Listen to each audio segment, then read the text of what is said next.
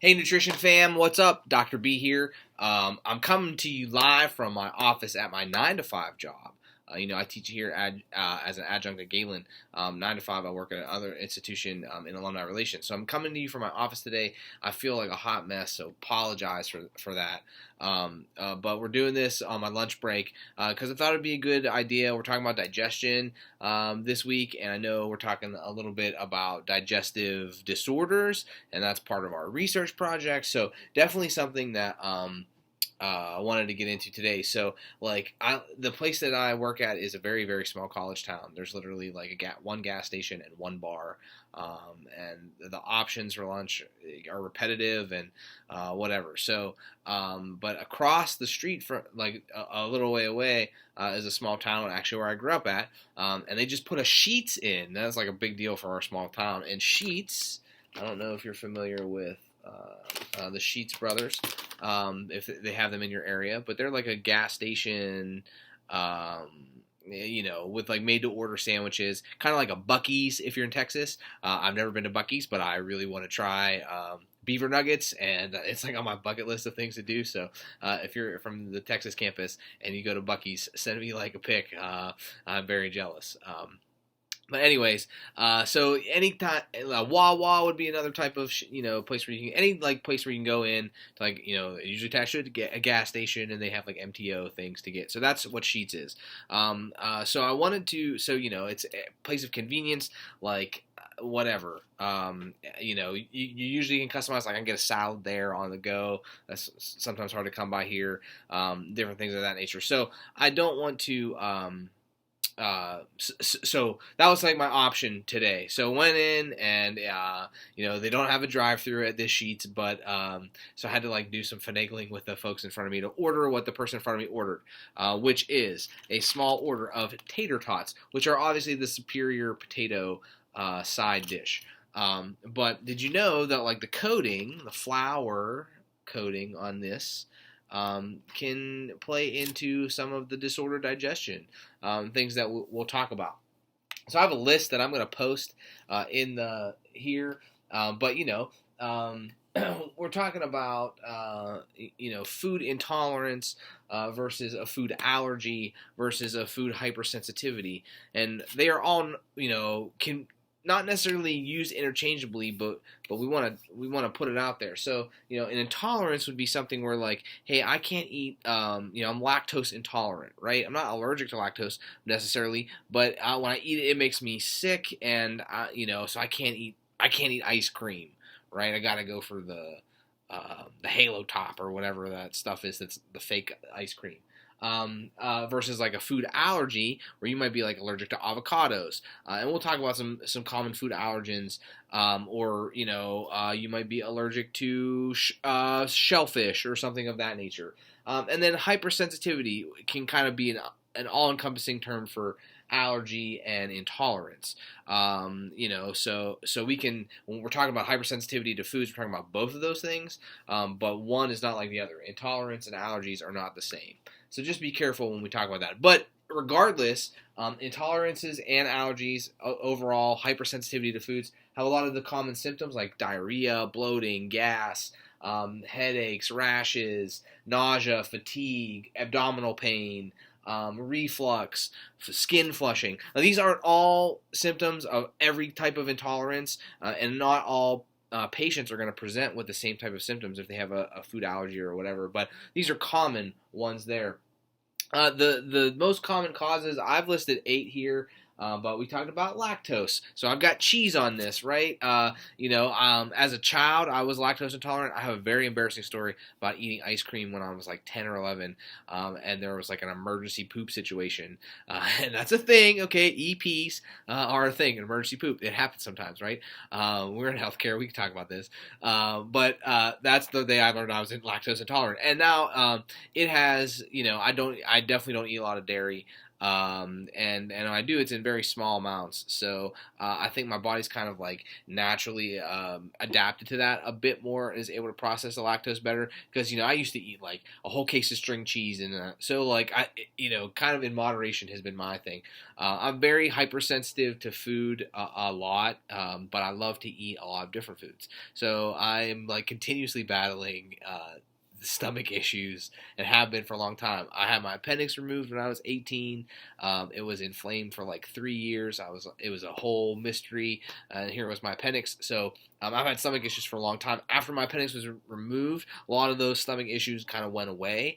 But still like there can be hypersensitivity. So we're going to have patients that could be like me, or maybe have like a stomach of steel, like some folks that we know, and can deal with that. But gluten's the hot topic, right? And when we talk about gluten, that's the general name for proteins in wheat, barley, rye, and triticale. In that, we talk about celiac disease, which is a disease because it's an immune.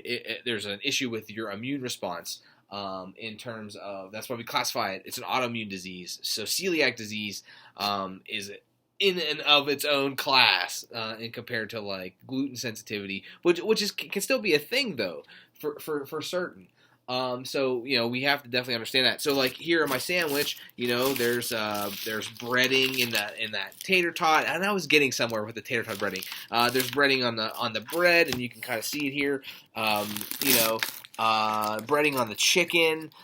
So yeah, absolutely. Like there definitely is a lot of convenient food, because convenient lunch.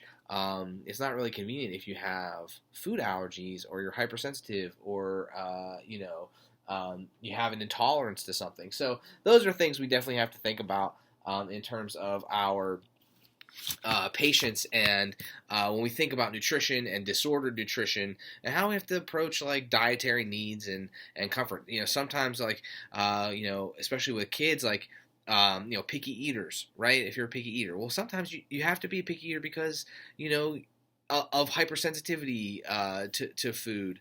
Or certain foods, or other conditions beyond hypersensitivity, maybe IBS or Crohn's disease. So there's a lot of possible modifications to diets that we have to be aware of. So I think we're seeing it more and more. Like 65% of the total population in the world identifies as lactose intolerant. So menus that offer customizable options. I'm thinking of like, Taco Bell versus like a Del Taco that has like, vegetarian meat and things of that nature. Very, even though it's fast food, it's very kind of progressive in those respects. But the other top food insensitivities here, caffeine. Some people can't take too much. About 4 cups a day, 400 milligrams of caffeine is the max that our bodies can kind of handle or process. Salicylates are found in plants naturally as defense mechanisms against like insects and other environmental factors, but they're also found in food preservatives and spicy foods. So if you have an intolerance to spicy food, like my Nashville hot sauce here that came with my tater tots, obviously sauces, Dr. B, right? We know that's high sodium content. But aside from that, the spiciness in there and other spicy spices, if you have a hypersensitivity to that, a lot of people do, it could be traced to that. Amines are also another class. When we think of them more as like histamine, or typically as histamines. So if you're allergic to avocados, that's probably why. Some folks are allergic to fermented beverages like wine and beer because of the amine content, or they're hypersensitive to it. So that could be eating or drinking alcohol. In certain cases can make you have these reactions or cause you to be sick or feel ill. So that's something to think of. FODMAPs is the next big overall content, and that our group. And FODMAPs stands for fermentable oligo, di, and monosaccharide and polyols, which are short-chain carbohydrates that can cause distress. And typically you find these in bloaty foods. So if you tend to eat the foods that make you bloat and gassy, like beans or certain leafy greens and things of that nature, you could potentially have sensitivity to FODMAPs. Sulfites are another category, right? Obviously, that's going to be like found a lot of heavily preserved foods, and that's particularly linked to food sensitivity or food allergies in folks with asthma and sulfites. So if you're asthmatic or you have patients that are asthmatic, we're talking about nutrition guidelines for them, there's a good chance that they could have sensitivity to sulfites in food. So we got to avoid a lot of preserved foods, a lot of canned foods for those patients we want to stay away from. And then lastly, one type of FODMAP is fructose. Which is especially found in sugar-sweetened beverages and other things that contain high fructose corn syrup. So that is another possible sensitivity that could be out there. So, especially HFCS is like everywhere, especially if you drink a lot of soda and things of that nature. So, if you feel bloated after you drink a lot of that, it might not just be from the carbonation, it could also be from, the fructose in it.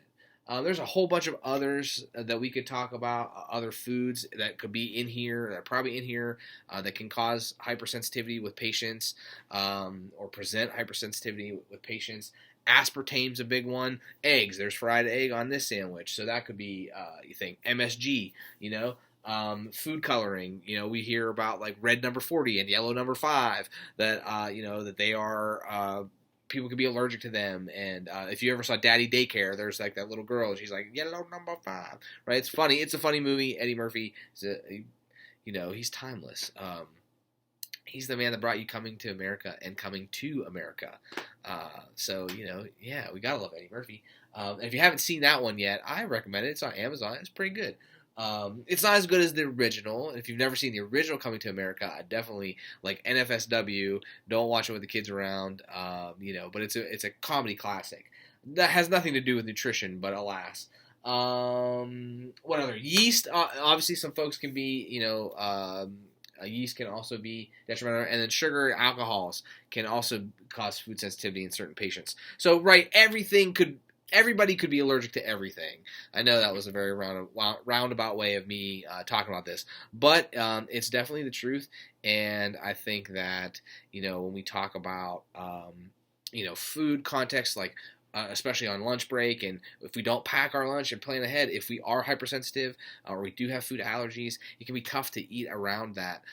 So maybe we're undercaloried, then we're hangry, and our performance is less, and so there's a lot of things that we can tie into digestion, and more specifically, into some of the disordered digestion that we talk about here from just the everyday foods that we run into in our daily lives. So thinking about that and approaching that for our patients also, I think is definitely important. So as you're in and around, thinking about nutrition and your peak performance, and finding out what foods you're hypersensitive to, and then how do we alter our diet to, stay away from that so that our bodies are optimally living, and that, we have a good quality of life, especially even beyond this, like if you have some kind of, significant digestive disorder, like we talked about, Crohn's disease, or bowel cancer or something like that, right? GERD, acid reflux. I mean,